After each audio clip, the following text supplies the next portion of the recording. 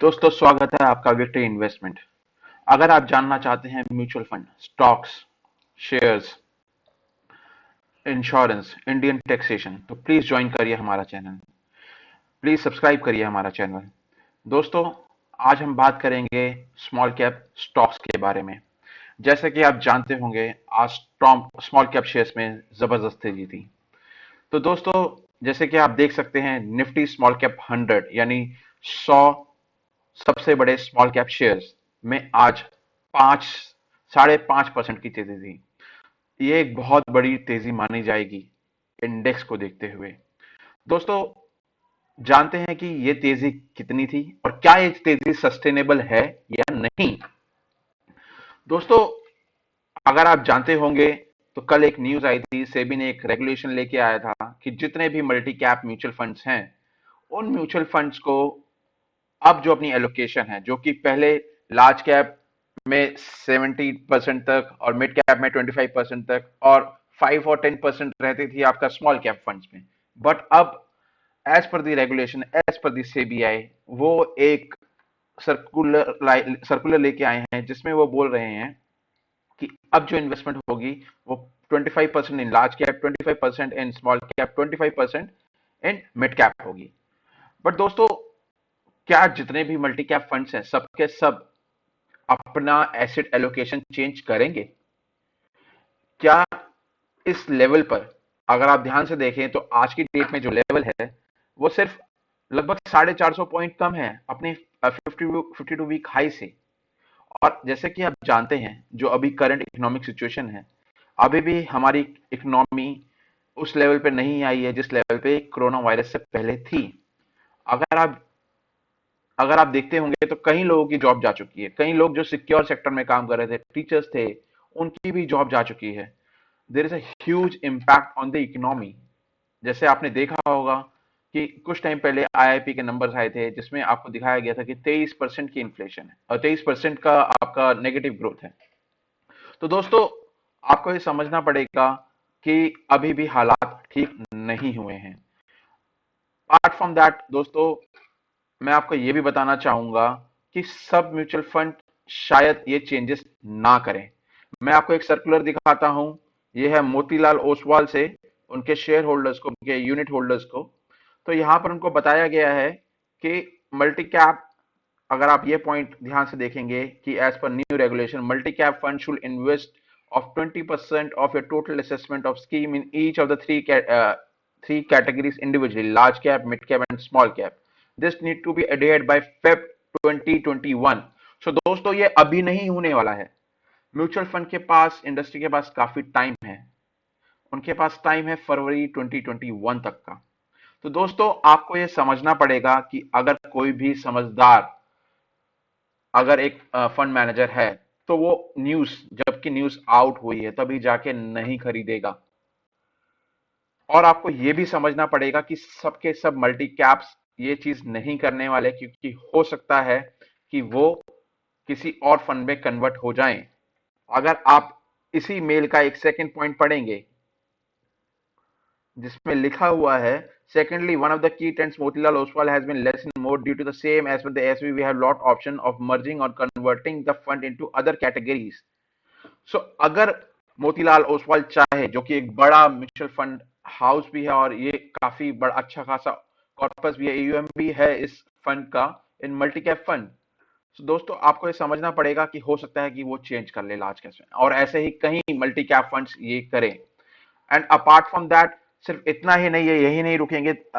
अगर आप जानते हो तो अभी भी सेबी के साथ डिस्कशन चल रही है। सेबी ने कहा है कि हम म्यूचुअल फंड्स की बात सुनेंगे, वो अपना पॉइंट रख सकते हैं, और might be there will be some changes in this rule. So दोस्तों, मैं आपको यही सजेस्ट करूंगा, अगर आप मेरी बात माने, अगर आपने कोई प्रॉफिट अभी तक इसमें आपके स्टॉक्स में हो रहा है, आपको स्मॉल कैप में, तो आप कृपा करके वहां से निकल जाएं।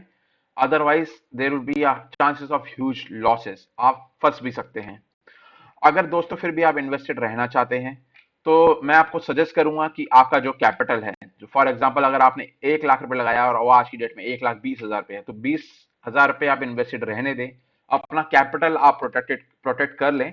उसको बाहर निकाल के रखें, और जैसे ही आपको लगे कि कोई मौका आता है, there will be a correction of 10 to 15%, तो आप उस वक्त जाके इन्वेस्ट कर सकते हैं। बट दोस्तों ये सही मौका नहीं है, हो सके तो यहां से निकल जाइए। हाँ, अगर आपका व्यू लॉन्ग टर्म का है, इन्वेस्टमेंट का है, 15 से 20 सालों का है, और अगर आप इस बात से नहीं घबराते हैं कि आपके शेयर प्राइसेस 15 से 30% गिर जाएंगे, तो दोस्तों आप बने रह सकते हैं। दोस्तों मैं आपको दिखाना चाहूंगा कि चीजें अभी भी सुधरी नहीं है। मैं आपको एक एग्जांपल में और आपको एक शेयर भी दिखाता हूं, VIP industries. VIP industries share आज 15% बढ़ा है। देर इज कोई भी इस शेयर में कोई फंडामेंटल चेंजेस नहीं हुए हैं दोस्तों। कोई भी इतना ट्रैवल नहीं कर रहा है, कोई उतने बैग्स नहीं खरीद रहा है, फिर भी ये शेयर 14% ऊपर है। तो दोस्तों आप समझ सकते हैं, ये सिर्फ ऑपरेटर का एक माया जाल है जिसमें आपको फंसाया जा रहा है। तो हो सके तो अपना प्रॉफिट बुक करते रहिए और जल्दी से जल्दी स्मॉल कैप शेयर में से एग्जिट लेने की कोशिश करिए। दोस्तों मैं आपको यह भी बताना चाहूंगा कि अगस्त रिटेल इन्फ्लेशन 6.69% आई है, जो कि काफी हाई है। काफी हाई नहीं कहूंगा, 0.69% हाई कहूंगा as per RBI. RBI 4% +2% on either side को एक अपना कट ऑफ लेके चलती है। तो इन्फ्लेशन ऑलरेडी उनके कट ऑफ से थोड़ी ज्यादा हो चुकी है। तो दोस्तों अगर ऐसा ही रहा तो हो सकता है कि इंटरेस्ट रेट जो कि घटे हुए हैं वो बढ़ना शुरू कर दें, और अगर ऐसा होगा तो लोन मिलने में दिक्कत होगी, लिक्विडिटी भी थोड़ी बहुत क्रंच आ सकती है। एंड इतना ही नहीं, अगर आप जानते होंगे तो यूएस में जो सेकंड स्टिमुलस आना था वो अभी तक नहीं आया है। सो दोस्तों मैं आपको ये बोलना चाहूंगा कि अगर हो सके तो धीरे धीरे अपना इन्वेस्टमेंट मार्केट, अपना म्यूचुअल फंड में से निकाल के, स्टॉक्स में से निकाल के अपना इन्वेस्टमेंट मूव करिए डेबिट फंड्स में। और दोस्तों मौका मार्केट आपको जरूर देगा, ऐसा मौका आपको जरूर मिलेगा जब आप दोबारा री इन्वेस्ट कर सके। बट धीरे धीरे जैसे जैसे मार्केट अगर आपको लगे थोड़ा ऊपर जा रहा है तो अपना इन्वेस्टमेंट थोड़ा थोड़ा कम करते जाइए। क्योंकि अगर आप जानते होंगे तो आज निफ्टी का पीई बहुत हाई है। It is more than 30%, 30 P, the P ratio is 30। So you can under like you have to think कि इतना ज्यादा पी निफ्टी में कभी नहीं रहा है, और रहा है तो वो क्रैश का भी एक संकेत आपको देता है। तो दोस्तों जब तक यूएस इलेक्शन नहीं हो जाते, हो सकता है मार्केट ना गिरे और एक सस्टेनेबल रेंज में रहे।